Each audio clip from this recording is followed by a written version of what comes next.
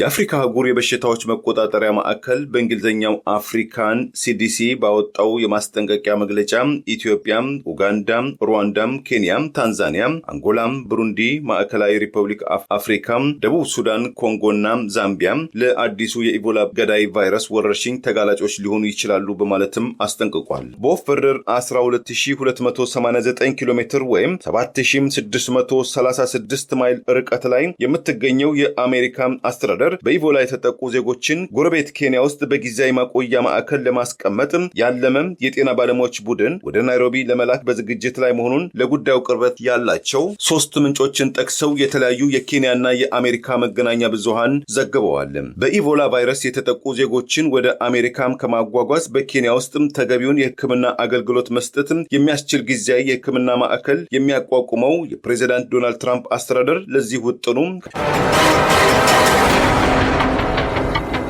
ከፍተኛ ዓለም አቀፋዊ ትኩረትና ጥንቃቄ ያሻዋል። በአጠቃላይ በቫይረሱ የስርጭትም ታሪክ ሶስተኛው ከፍተኛ ተስፋፊ ወረርሽኝ ነው የተባለውን የኢቦላ ወረርሽኝን በመዋጋት ላይ ያሉ የጤና ሰራተኞችና የሰብአዊ አገልግሎት ሰጪዎች ሳይቀሩ ህይወታቸውን እያጡ መሆናቸውም ታውቋል። ዓለም አቀፉ የቀይ መስቀልና የቀይ ጨረቃ ድርጅት እንዳስታወቀው ከኢቦላ ቫይረስ ጋር ባልተያያዘም ህመም የሞቱ ሰዎችን በመቅበር ላይ የነበሩ ሶስትም ሰራተኞቹ ባለፈው መጋቢት ወር መጨረሻ ላይ ኢቦላ ታማሚዎች ጋር ባደረጉት ንክኪ ህይወታቸውን ማጣታቸውን አረጋግጧል። የአፍሪካ የበሽታዎች ቁጥጥር 10 የአፍሪካ አገራትን ጥንቃቄ ያሻቸዋል ማለቱን ተከትሎ የኢትዮጵያ ጤና ጥበቃ ሚኒስቴር ባወጣው መግለጫ ምንም እንኳን ኢትዮጵያ የቫይረሱ ዋነኛ ተጠቂዎችም ከሆኑት ከዲሞክራቲክ ሪፐብሊክ ኮንጎና ኡጋንዳ ጋር በድንበር ባትዋሰንም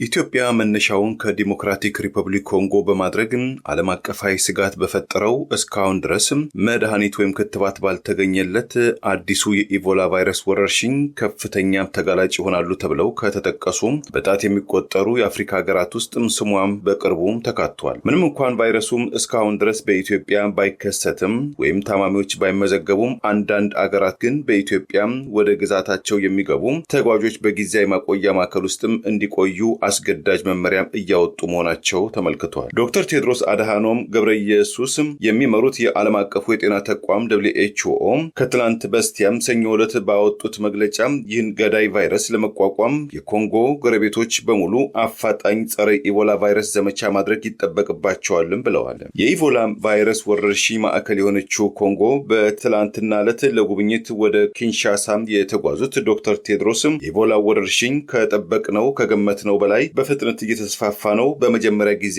የቫይረሱን ስርጭት በቅጡ ለመመርመር ዘግይተናል። በአሁኑ ወቅት የቫይረሱ ወረርሽኝ ለመመከት በእርብርቦች ላይ ብንሆንም የወረርሽኙ ፍጥነት ከኛ ግብረ መልስም የበለጠም ሆኗል፣ እየተፈታተንን ይገኛል በማለትም ሁኔታውን አሳሳቢነትን ገልጸዋል። እንደ ዶክተር ቴድሮስ ገለጻ የኢቦላ ወረርሽኝ በመጀመሪያ ጊዜ ባለፈው ግንቦት ወይም በፈረንጆቹ ሜይ 2026 አጋማሽ ላይ የተከሰተበትም የምስራቅ ኮንጎ ግዛት የጸጥታ መደፍረስም የሚታይበትም በቅርብ ወራት ውስጥ መጠነ ሰፊ ግጭት የታስተናገደበት አካባቢም ከመሆኑ በተጨማሪ የአካባቢው ነዋሪዎችም ከውጪ ለመጡ የጤና እና የሰብአዊ አድራጎትም ሰራተኞች ላይ አመኔታም የላቸውም። ይህም ጥርጣሬ በሽታውን ለመቆጣጠር የሚደረገውን ዘመቻ ፈታኝ አድርጎታልም ብለዋል። የአፍሪካ አህጉር የበሽታዎች መቆጣጠሪያ ማዕከል በእንግሊዝኛው አፍሪካን ሲዲሲ ባወጣው የማስጠንቀቂያ መግለጫ ኢትዮጵያ፣ ኡጋንዳ፣ ሩዋንዳ፣ ኬንያ፣ ታንዛኒያ፣ አንጎላ፣ ብሩንዲ፣ ማዕከላዊ ሪፐብሊክ አፍሪካ፣ ደቡብ ሱዳን፣ ኮንጎና ዛምቢያ ለአዲሱ የኢቦላ ገዳይ ቫይረስ ወረርሽኝ ተጋላጮች ሊሆኑ ይችላሉ በማለትም አስጠንቅቋል። እንደ አፍሪካው ሲዲሲ መግለጫ ከኢትዮጵያ በቀር በየብስም የሚዋሰኑትም ከላይ የተጠቀሱትም አገራት ከዲሞክራቲክ ሪፐብሊክ ኮንጎ ወይም ከኡጋንዳ ለሚሰራጨው የኢቦላ ወረርሽኝ ዋነኛም ተጋላጮች ይሆናሉ ብለዋል። ወረርሽኙን ለመከላከል ሲዲሲና የተባበሩት መንግስታት የጤና ተቋም WHO ከዓለም አቀፍ ማህበረሰብ ከ314 ሚሊዮን የአሜሪካን ዶላር በላይ የአስቸኳይ ዓለም አቀፍ እርዳታም ጥሪም አቅርበዋል። ይህ የገንዘብ እርዳታ በዋነኛነት የሚውለው የቫይረሱ ምንጭ በሆነችው ዲሞክራቲክ ሪፐብሊክ ኮንጎና ኡጋንዳ ውስጥ ለሕክምና፣ ለቅኝትና ለመከላከያ የሚውል ሲሆን ወደ 54 ሚሊዮን ዶላር ያህል ለኢትዮጵያና ለሌሎችም አገራትም ይሰራጫልም ተብሏል። ከዲሞክራቲክ ሪፐብሊክ ኮንጎ ቱሪ ክልል ባለፈው ግንቦት ወይም በፈረንጆቹ ሜይ 15 2026 የተከሰተው የኢቦላ ወረርሽኝ ወደ ሰሜን ኪቡና ደቡብ ኪቡ አውራጃዎች በመዛመት እስከ አሁን ድረስ ከ230 በላይ ሰዎችን ሕይወት ቀጥፏል። ከ1010 በላይ ሰዎችም በበሽታው መለከፋቸውም ታውቋል። እንደ ፈረንጆቹ አቆጣጠር በ1976 በቀድሞዋም ዛይር የአሁኗ ዲሞክራቲክ ሪፐብሊክ ኮንጎ ኢቦላ ወንዝ አቅራቢያ ተከስቶ ማይናንጋ ኒሲካ የተባሉ የጤና ባለሙያም ነርስም ሕይወታቸውን በመቅጠፍም ለመጀመሪያ ጊዜ በዓለም አቀፍ ደረጃ አደገኝነቱ የታወቀው እንደ ዝንጀሮ በመሳሰሉና ሰዎች ላይ ከተከሰተ ከ4 እስከ 6 ሳምንታት ጊዜ ውስጥ የበሽታው ምልክት የሚታወቀው ትኩሳት፣ የጉሮሮ ቁስለት፣ የጡንቻ ህመም፣ ራስ ምታት፣ ወደ መጸዳጃ ቤት በፍጥነት መሄድ ወይም ዳይሪያና ከሰውነት አካል ደምና ፈሳሽም በማስወጣት በቫይረሱ መለከፋቸው ከታወቀም ከ2 ቀናት እስከ 3 ሳምንታት ባለ ጊዜ ውስጥ ለሞት የሚዳርገው የኢቦላ ወረርሽኝ እስከ አሁን ድረስ በተለያዩ የአፍሪካ አገራት በተለይ በመካከለኛው ምስራቅና በምዕራብ አፍሪካ አገራት ከ15000 በላይ ሰዎችን ሕይወትም ቀጥፏል።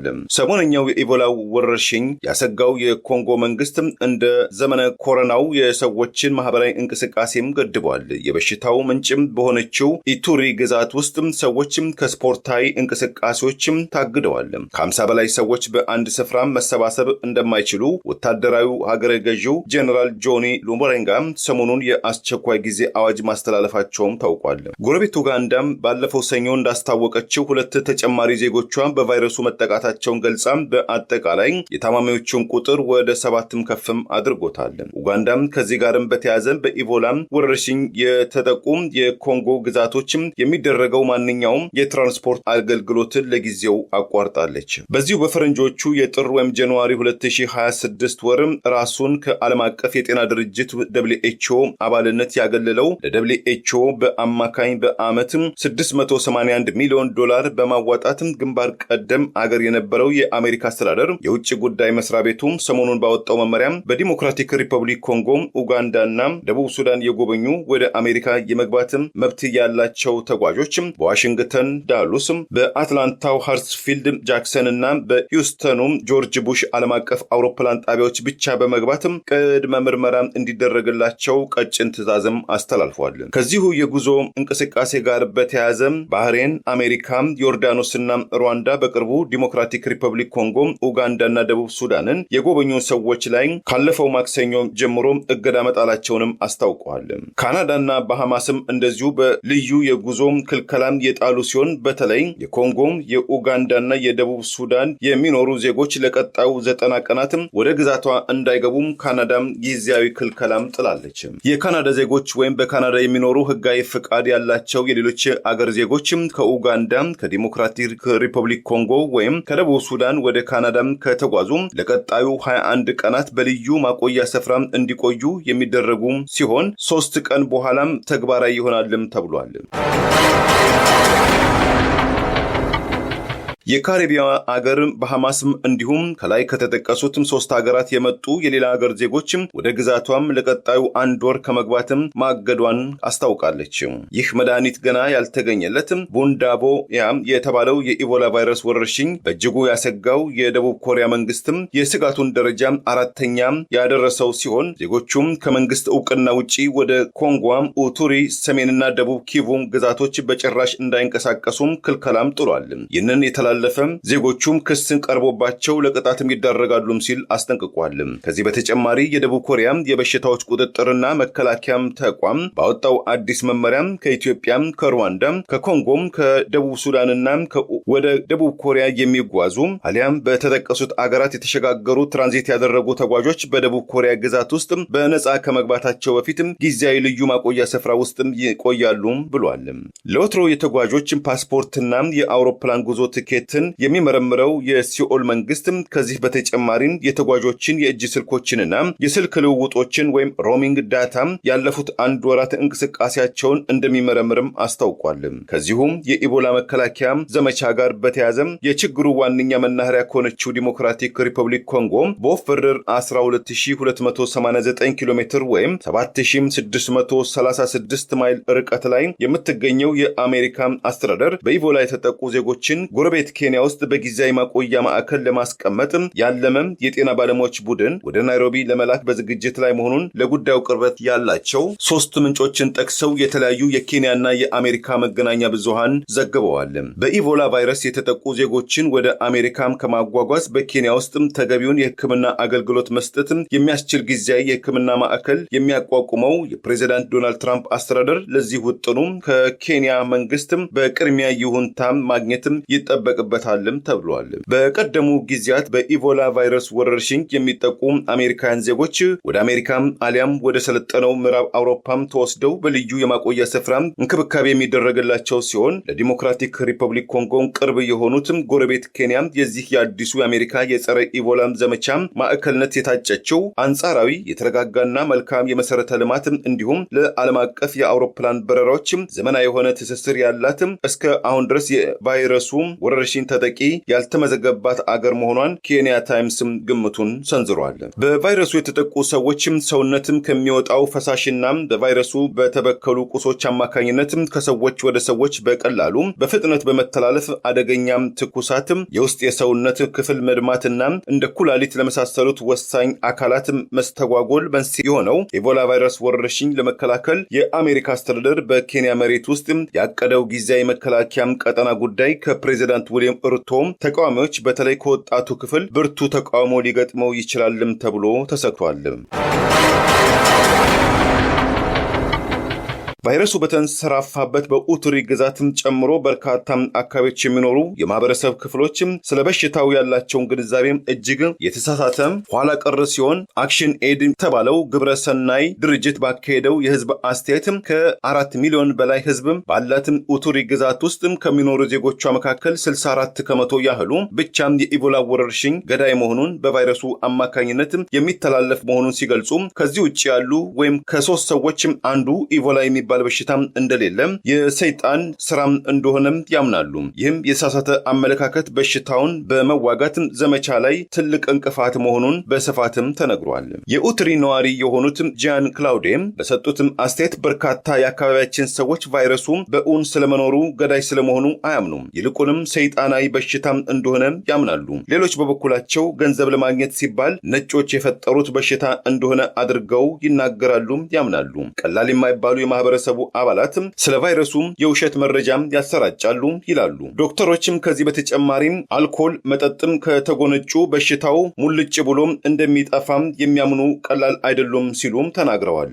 ኤሚል ሌሲቶቭ የተባሉ የላቲያም ነዋሪ እንዲሁም እንደተመለከቱት በርካታ ሰዎች ኢቮላ የሚባል በሽታም ሰዎች የፈጠሩት እንጂ የለም ብለው የሚያምኑ ሲሆን እንደኔ ግምት ይህ መድኃኒት ያልተገኘለት ቫይረስ ወደ ጎረቤቶቻችን ወደ መንደራችን ዘልቆ እንዳይስፋፋም ብቸኛው መንገድም የጥንቃቄ መከላከያ ማድረግ ብቻ ነው በማለትም ምክራቸውንም አጋርተዋል። ከላቲያም በግምት 30 ማይል ደቡባዊ ርቀት ላይ የሚኖሩትም የ56 ዓመቱ ፔሬም ባሶላም እንዲሁም ለአሜሪካው አሶሲኤትድ ፕሬስ ሰሞኑን በሰጡትም አስተያየትም ወደ ከተማው ስለመጡትም ባለስልጣናትና የጤና ባለሙያዎች ጉዳይ በሰጡትም አስተያየትም እነዚህ ሰዎች ወደዚህ የሚመጡትም እኛን ለመታደግም ሳይሆን ገንዘብ ለማግኘት በመሆኑ እኛን ከማጨናነቅ ቢታቀቡ ይመረጣል። ኢቮላ በነጮቹ የተፈጠረ በሽታ ነው። ይህንን ጠንቅቀን እናውቃለን። እባክህ ስለዚህ ጉዳይ ባታወከኝ፣ ባታስቸግረኝ፣ ንግግርን ብታቋርጥም ይመረጣል በማለትም ለጋዜጠኛው ማስጠንቀቂያ አዘል ምክራቸውንም ሰጥተዋል። ከዲሞክራቲክ ሪፐብሊክ ኮንጎ የአክሽን ኤድ ዳይሬክተር የሆኑትም ሳኒያ ያኮቦ በበኩላቸው በአሁኑ ወቅት የተዋጋን ያለነው ገዳዩ የኢቮላ ቫይረስን ብቻም ሳይሆን በስህተት በፍርሃትና በጥልቅም የኋላ ቀር አረንቋ ውስጥም ከወደቁ የማህበረሰብ ክፍሎች ጭምር ነው። እነዚህ ወገኖችን ወደ ትክክለኛው መስመር ለማምጣትም የተለያዩ ጥረቶችን እናደርጋለን፣ የመከላከያ መንገዳችንን እንዲከተሉ እናበረታታለን በማለት የጸረ ኢቦላው ዘመቻም ውስብስብነትን ገልጸዋል። በዚህ ውጣ ውረድ ውስጥ አደገኛና ከሰዎች ወደ ሰዎች በንክኪ በቀላሉ እንደሚተላለፍ በሚታወቀው የኢቦላ ቫይረስ ዙሪያ ብዙም ትኩረትም ያልሰጡ ወይም ደንታ የሌላቸው የተወሰኑ የዲሞክራቲክ ሪፐብሊክ ኮንጎ የኡቱሪ ግዛት ነዋሪዎች ሞንጎሊያ በተባለ አጠቃላይ ሆስፒታል ውስጥ የሕክምና የሕክምና እርዳታም ከሚሰጣቸው ታማሚዎች መካከል ሁለቱ በኢቦላ ቫይረስ መሞታቸው የተነገረላቸው ቤተሰቦቻቸውን ከሆስፒታሉ አውጥተው በራሳቸው መንገድ በባህላዊ መንገድ ለመቅበር ባደረጉት ጥረትና በሆስፒታሉ የጸጥታ ኃይሎችና ሰራተኞችም አስክሬኖቹን አትወስዱም ክልከላም ግጭት ሳቢያም ጊዜያዊ የታማሚዎች ማቆያ ድንኳኖችን በእሳትም አጋይተዋቸዋል።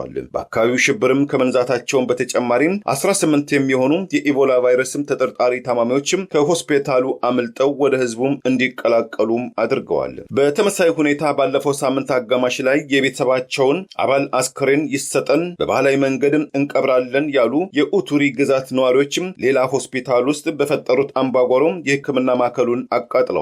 በአጠቃላይ በተመሳሳይ ሁኔታም 3 ሆስፒታሎችም ተቋማት መቃጠላቸውም ታውቋል። በዓለም አቀፍ የጤና ጥበቃም ተቋም መለኪያም እንደ ኮሮና ቫይረስ በዓለም አቀፍ ደረጃም በጣም አስጊ ባይሆንም ከፍተኛ ዓለም አቀፋዊ ትኩረትና ጥንቃቄ ያሻዋል። በአጠቃላይ በቫይረሱ የስርጭትም ታሪክ 3ኛው ከፍተኛ ተስፋፊ ወረርሽኝ ነው የተባለውን የኢቦላ ወረርሽኝን በመዋጋት ላይ ያሉ የጤና ሰራተኞችና የሰብአዊ አገልግሎት ሰጪዎችም ሳይቀሩ ሕይወታቸውን እያጡ መሆናቸውም ታውቋል። ዓለም አቀፉ የቀይ መስቀልና የቀይ ጨረቃ ድርጅትም እንዳስታወቀው ከኢቦላ ቫይረስ ጋር ባልተያያዘም ህመም የሞቱ ሰዎችን በመቅበር ላይ የነበሩ 3 ሰራተኞቹ ባለፈው መጋቢት ወር መጨረሻ ላይ ከኢቦላ ታማሚዎች ጋር ባደረጉት ንክኪም ሕይወታቸውን ማጣታቸውን አረጋግጧል። የአፍሪካ የበሽታዎች ቁጥጥር 10 የአፍሪካ አገራትን ጥንቃቄ ያሻቸዋል ማለቱን ተከትሎ የኢትዮጵያ ጤና ጥበቃ ሚኒስቴር ባወጣው መግለጫ ምንም እንኳን ኢትዮጵያ የቫይረሱ ዋነኛም ተጠቂዎችም ከሆኑትም ዲሞክራቲክ ሪፐብሊክ ኮንጎና ኡጋንዳ ጋር በድንበር ባትዋሰንም ቫይረሱ ወይም ተጠርጣሪዎችም እስከ አሁን ድረስ በኢትዮጵያ ውስጥ ስለመኖራቸው መረጃ ባይኖርም የቫይረሱን አደገኛነት ከግንዛቤ ውስጥ በመክተት የተቀናጀ ያለውን የቁጥጥርና የመከላከል ዘመቻ መጀመሩን አስታውቋል።